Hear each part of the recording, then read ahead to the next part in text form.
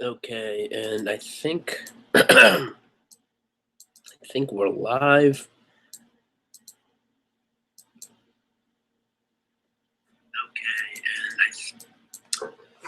And as you can see, it's very late, about 7 minutes to 2. Hence the lack of formal attire. I don't even know how many people would be watching this, but I'm a little bit sick, so I'm up, and I figured I'd talk a little bit about the some of the latest progressive crusades, and it's really kind of a facet of the left and progressivism in general to just keep pushing and pushing, which is why you have them essentially going from defending abortion on demand, going from defending selective abortions to abortion on demand to now, like the esteemed racist governor of Virginia, literal infanticide. There's a there's a Maoist tendency to just keep pushing, because if you're one of these Joe Biden type Democrats, if you're Joe Biden or Bob Kerrey, one of these traditionally liberal kind of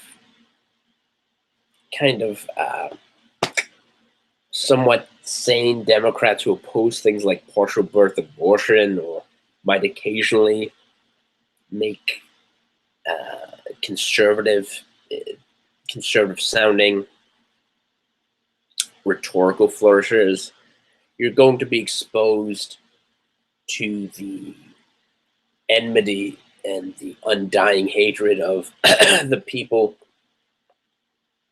that control the modern Democratic Party and academic institutions and the media. It's just a ever widening spiral, and like Maoism, eventually it just leads to circular firing squads. So I mean, that's the good part. The bad part is we'll all be the victim of the we'll all be victims to some extent of the fallout in this internecine battle within the left. And I figured I'd talk about this because I got a copy of The New Right, the widely anticipated book by Matt Gomalis, the forensic examination of the movement that in large part helped to propel Donald Trump into the White House, and is still shaping the intellectual, political battles that are occurring today.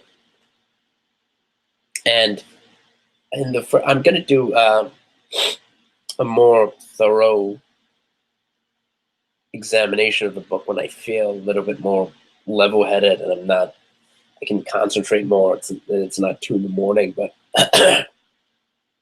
basically, one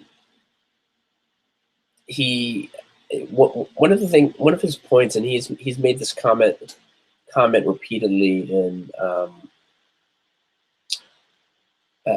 when you talk about progressivism, you're talking about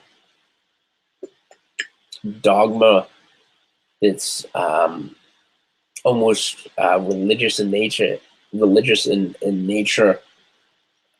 the sense of not questioning it. And when you think of religions like Islam or any sort of and these sort of, especially cults like the Jehovah's Witnesses or Scientologists, you're not allowed to question their tenets, no matter how ridiculous they are. And that's kind of like progressivism, no matter how insane and ridiculous their ideas are. For example, that a fetus is not an independent, or not independent, that it's not a life form apart from its mother. It's the equivalent of a tumor or something that you could just excise, and the life inside of a woman's womb is life or not life, depending upon the subjective whim of the woman. So if you're Zephyr Teachout, you're this pro-abortion, far-left Democratic candidate, you can use a picture of a sonogram in your campaign ad, because you're not going to kill that child. But if you wanted to kill that child, then it wouldn't be a child. It would just be a blob that you have the right to eradicate, even though it's the same entity. It's this kind of insane sort of cognitive dissonance that animates progressivism to a large degree. What we're seeing now in the debates about infanticide and socialism within the Democratic primary, and these are all things that are rapidly becoming institutionalized. The idea that once you, it is kind of, it is in a sense an Islamic and to a lesser extent a Soviet idea that, like, once you've gained ground, you can't cede it. So you can't cede any ground. You can't admit that Roe versus Wade was a terrible decision. Apart from its heinous consequences, it was a terribly reasoned, ridiculous decision that had no grounding in the actual Constitution. You can't admit that 5 decades later. You can't just be honest. You have to hold to it tenaciously and see any sort of encroachment or or even acknowledgement that it is a bad decision. You have to see that as an attack on, quote unquote, women's reproductive rights. So, I mean, that's one of the ideas that's teased out in the opening chapters of Michael Malice's book. But something else that remind me, aside from the fact that I bought a copy of his new book, something else that brought this to mind was visiting afterwards, going to a Chick-fil-A to have really tasty chicken sandwich and their patented fries, their patented waffle fries, and excuse me, and being reminded that the LGBTQ community is still, to at least their political representatives are still demanding that we boycott Chick-fil-A. And this is another example of the left's, I wouldn't even describe it as tone deafness, because I think subconsciously they understand that it's not a popular sentiment, like so many of their other ideas, like these, like reparations or racial quotas. They understand they're not or open borders. They understand they're not popular among the American public, but that's almost a reinforcement of their excuse me.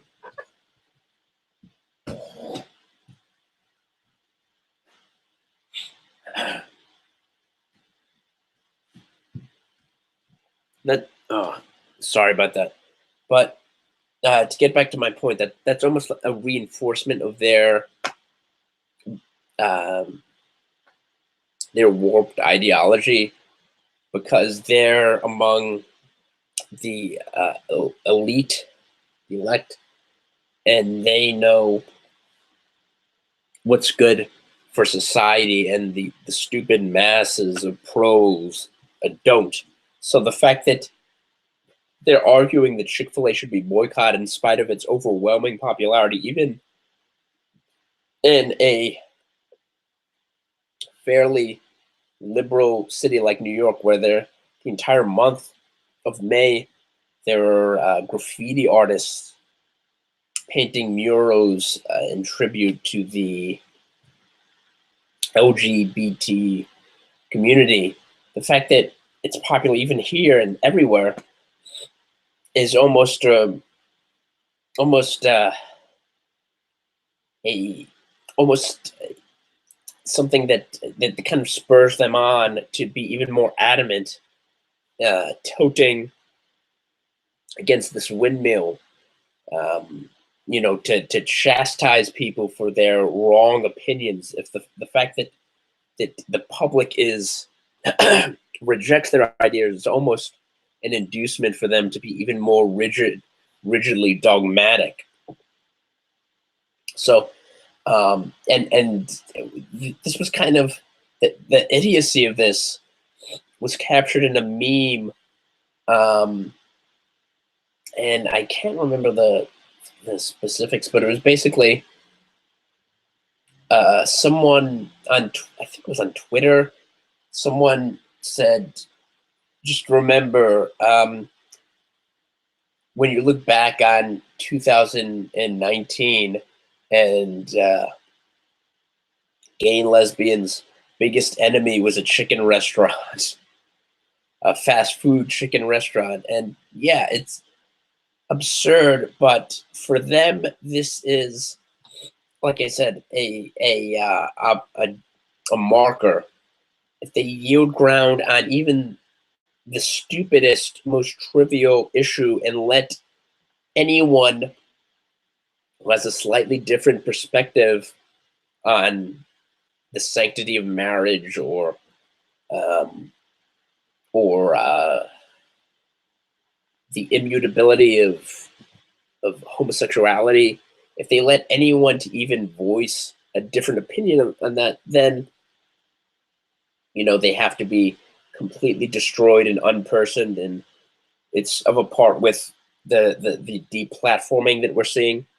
And I'm going to do a video, maybe when my voice is a little better, about the movement by Jacinda Ardern and Emmanuel Macron and all of these other horrid, just demonic people who are trying to strip whatever remaining liberties their citizens enjoy, under the pretense of suppressing "quote unquote" hate speech. I'm gonna do a video about that soon.